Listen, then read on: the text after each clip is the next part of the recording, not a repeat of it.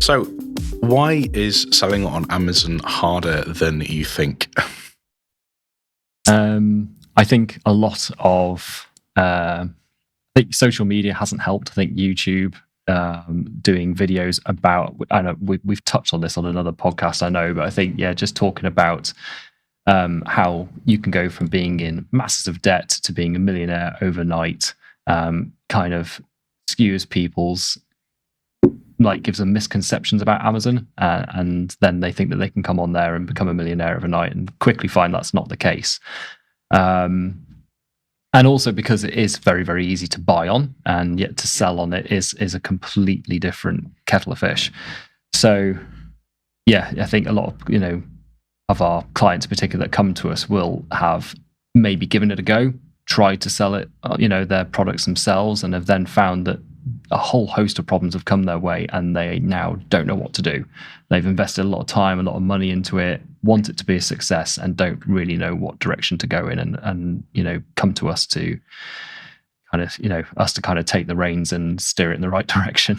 But I think that's why people think that it's harder than what you initially think it is. You might just go on there, list your product, put some stock in, and boom, sales will come, something will happen. Absolutely. But there is so many aspects of Amazon that you have to manage, whether it be customer satisfaction and responding to customer messaging, or whether it's managing your account health, making sure that everything is going on track services, or you're not the products aren't defective, and there's a multitude of things on there with product policy violations, which is when you're maybe infringing on other intellectual property. You have to be cautious about what words you use in your listing. A big one for me, which I learned, was Velcro. Velcro is a trademarked term, and you couldn't use it, and so you have to rephrase it. Hook and loop fastener is what then you would go down the route, and there are so many caveats to it, where even us as experts, we come across different techniques or different things that we see that we then have to avoid because we didn't know about it before. And Amazon always likes to add new rules and regulations in,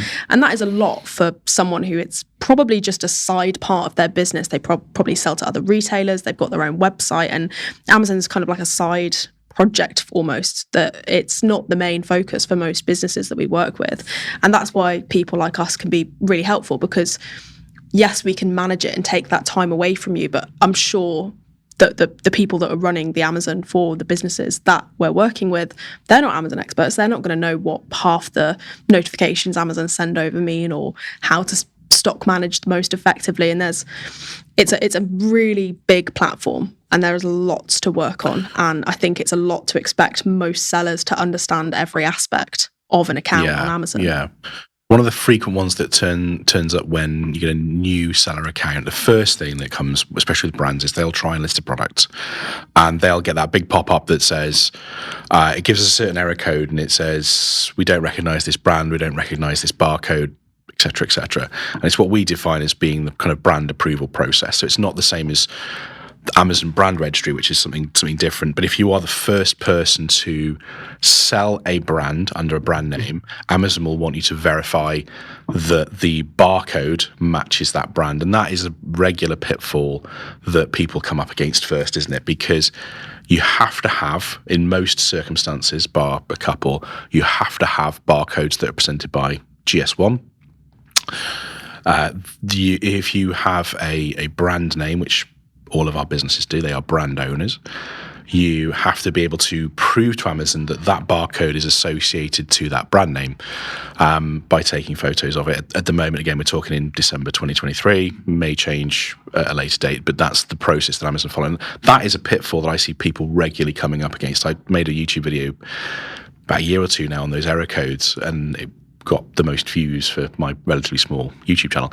But it was a common problem that was cropping up, and that was the first real step that people were struggling with, was understanding what they need, which is barcodes, understanding the requirements of their product, how they're going to sell, how they're going to ship. And people just kind of come onto it like they would start, a website, or they've just launched a new course or something like they've made something online, but they don't realize those kind of fundamental pitfalls. And that brand, what I call the brand approval process, is the big finisher for a lot of people. Then they'll come to someone like us and say, I can't get my brand on Amazon, or I can't get my product listed, and that's a big one, isn't it? And I think, well, with like online tutorial videos and stuff that people will go and watch themselves just to try and work it out themselves, they'll Google it, they'll go to YouTube, they'll then think that they can fix it themselves. I think the problems with that is that often they're out of date, because Amazon updates its, for example, if you're selling on Seller Central, that has changed massively over this year alone in terms of the different tools, the programs where they locate certain things. So then if you're trying to follow an online tutorial, you're probably going to find it's out of date unless it's one that's been updated, on a regular basis by a full-time YouTuber. And so, you can then, you can end up going to the wrong place, change the wrong part of something, and actually cause another problem. So again, looking at why those sorts of videos don't help. I think, obviously we work on the account, we work on multiple accounts every single day. So as soon as we see the smallest little change, all of us are like straight away like, have you seen this? This is now here. And we're like, oh my God, when did they change this? It's like how they changed flat files a month or so ago. And it's even worse now, in my opinion, than what it was before. It's more confusing. But if you're someone that isn't necessarily up to date with Amazon changes in FBA fees, things like that, and that's going to affect your margin. If you're not on top of that all the time and don't have the time to dedicate to make sure that you're aware of changes in fees, so then your profitability changes, or changes to how content can appear, and then you need to adjust. So obviously with videos, when that probably came about years ago, that you could put videos on the listing, you then needed to jump on and make sure you had a video. Or with Premium A Plus, making sure that when you become eligible that you maximize that on your account. And it's very much, you can get to a stage with an Amazon account, I think, that work becomes maintainable, especially if you've got a smaller range of products. But there's always additional things that you can do, or you need to be conscious of, or new news that Amazon bring out that may affect your account, might affect your category. I mean, they released, didn't they, a couple of months ago, that there were certain categories now that need the recommended retail price put on every single listing, and you can get suppressed if you don't have it. And it's, if you don't have that time to dedicate, or you don't know that needs to happen, it could then be detrimental to your account. And the same with account health problems we see. If you don't have an over 95% valid tracking rate consistently, your entire account can be deactivated and you have lost sales, and it can be a massive impact to a business. And so as much as there are basics on Amazon that you might be aware of and understand, I think it's a very complex web where everything is interlinked, and one change on one part of your account will probably impact something else. Keeping up to date is key. I was just about to say, you could have a full-time job of somebody just keeping up to date with Amazon news and the changes, because it was a few months ago when they changed like small and light, and how much, so the fees people would be paying on smaller items of a small size and a low weight. Amazon had a program around that about it being quite low cost, and then they just decided to put a little update that's now changing. That massively impacted so many of our clients. Well, one of our clients had a fee that went from, I think, 84p to £1.36. And these were quite low cost items anyway. Obviously it had to be under £10 for that program, so a 50p increase on one fee per unit had a massive impact on the margin. And if you weren't aware of that change coming to place, it wasn't as if there was a regular reminder across Amazon. It was in one place, one message, and then you just had to know that it was happening. And I think 26th of September, something around that date, it just flipped and the fees changed, and it could have impacted your account. A random date as well. It's not 1st of Jan. No, just like 26th September. How many sellers do you think still haven't calculated their margins based on that change? Well, none of ours. None of ours. None of ours. But thousands will, and that's the thing. And then some of them will now be in negative margins and things. So that's a really, really important thing, isn't it? Making sure you get the fundamentals and making sure that you do stay up to date, because things change by category as well, don't they? I was going to say the disbursement date, when they just randomly change that it's now going to be when you will get paid from Amazon. It's now changing to when the item's been received, not shipped. Yes. And again, just a small little note about that, but that massively impacts accounting for our clients and anyone else who sells on Amazon. And the media made a big thing about that, didn't they? Going, and people have had their money withheld, and the truth is actually it was you were informed, but Yeah. people didn't stay. And that's actually a really good real world example of that, where people had gone to the news and gone, Amazon are withholding all our money and when actually they just hadn't stayed up to date with the change that was happening and why it was happening. Yeah. And now that change is being rolled out at the end of this year, isn't it? Now they've decided to make. They've already give switched people some. Yeah, but they've given people a buffer, haven't they, with a lot of that, and that becomes a huge thing. And I think that really shows that people don't keep up to date, and then they just panic. It's a bit crazy, and because we're on it, and we know, and that gives us the upper hand. Yeah, but they change. News comes out every day or two, either whether it be information on a webinar that they're doing, but I would say at least once or twice a week there is a news update about something. It might not necessarily be relevant to your products, but it might be. It could be something to do with Seller Central as a whole. I mean, a good example as well, going back to when I said about what certain search terms you can use, but years ago, you used to be able to. You could put whatever brand names you wanted in your search terms. You could use those trademarks and you could rank well for them and it would impact your ranking. Now, if you put in a big brand name in your search terms because you're trying to rank against your competitors, you'll get removed immediately for a trademark violation. And that's another way Amazon controls that brand content. And I think there is so many little things about Amazon that we know because we've experienced it day in and day out that I'm sure most sellers wouldn't even think twice about, that would be absolutely fine to do. And I mean, what about when they test things? Oh, Because they do this a lot. They do it a lot in America, and it's great. And America's got so many more tools open to it than EU and the UK. Frustrates me massively. But it's again, you'll just randomly find, and we found this last week, didn't we? That some of our work that we'd done on some listings had just randomly changed, and by no other contributor, but it was Amazon testing things. Yeah. And again, we had to put it back. exactly. Or, I mean, little things about, I mean, you're quite good on it with LinkedIn when we spot things, but like how Amazon then appears to customers. So can you remember a couple of months ago, they started A/B testing on searches that the thing that you'd put in the search bar on Amazon started being in bold on the titles. And that's why it was also key then that the listings were optimized, because it could have then been a click-through rate improvement for customers to think, oh, that's definitely what I want because it's in bold, and they click through on it.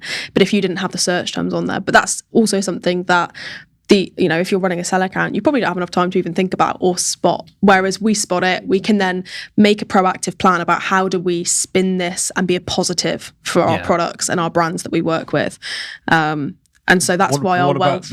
What about the real common one we hear, which is where I will spend more on advertising to improve a listing, even though the listing is probably at fault.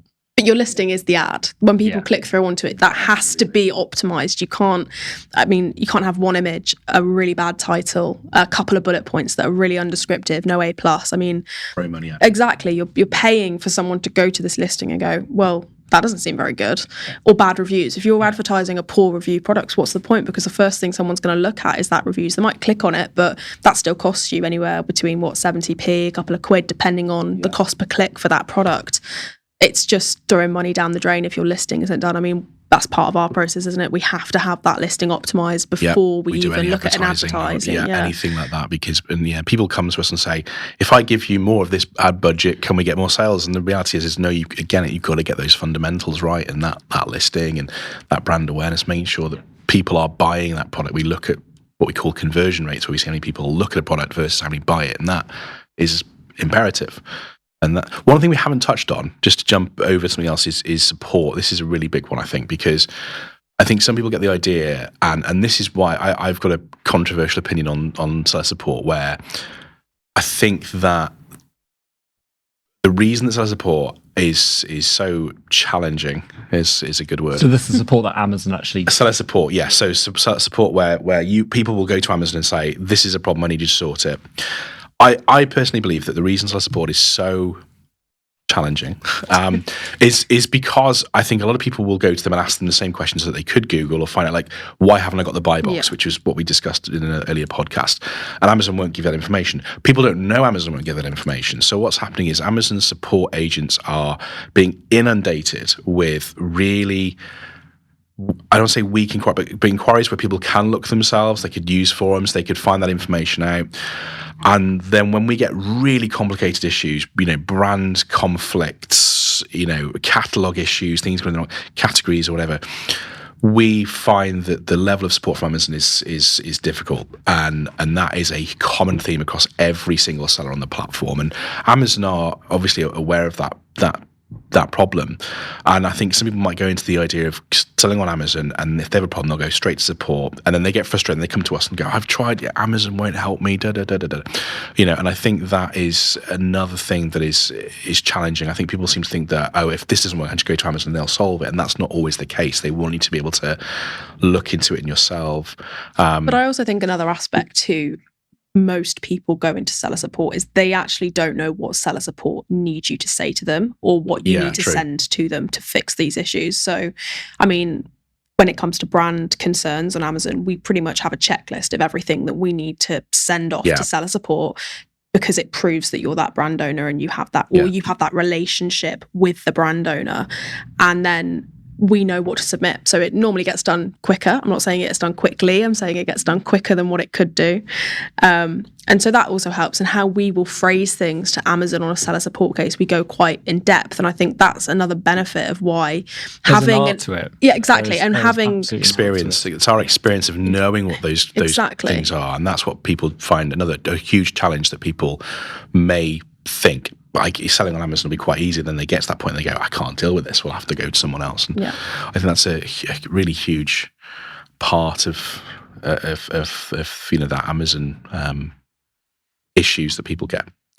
But I think that's why having an agency like us can be extremely helpful, because all these problems that we've just talked about is covered by us. We will work on every aspect of your account and we will work with you collaboratively. So we're not the decision makers for this, but we will advise you, and you can go with what we're suggesting, because especially when it comes to account health and improvements there, or say when it comes to advertising, as much as, yes, you could spend more, they might have spent that if they were running it themselves, but we would advise against it. And so you can save your money in that respect.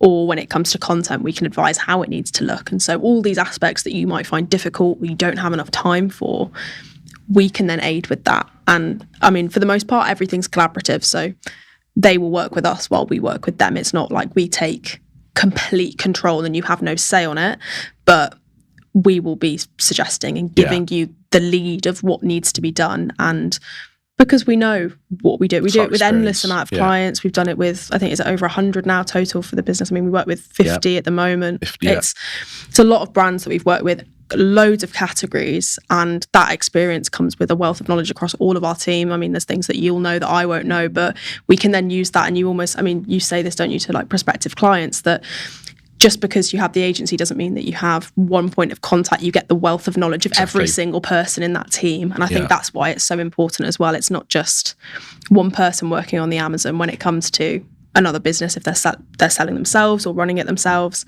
you then get an entire team of wealth of knowledge. Absolutely. So. And the way you explain, like in terms of like, when we guide and we lead the client, we have to do the same with Amazon at times. How many times in a case, because I do it all the time, do you actually have to almost educate Amazon in some cases as to what the problem actually is, where they need to go, how they need to escalate it?